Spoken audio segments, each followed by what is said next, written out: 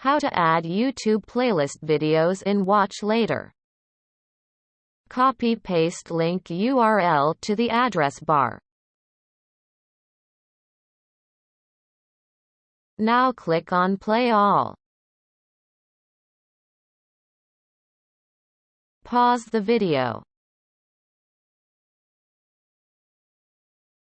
Look for any suggested video. Icons here loop and shuffle only.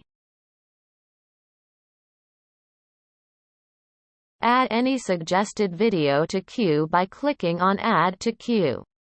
Click on three dots and select Add to Queue. The video will be added to your playlist.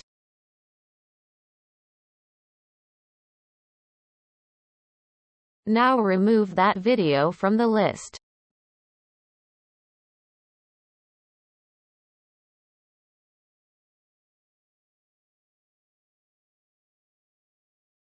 Now you can see here icons has been changed. In this way you can add up to 200 videos from any playlist. If it is more than 200 videos, you need to follow another way of adding videos. Please comment on comment box if you want to know the process of adding more than 200 videos at a time. I will make a video and post.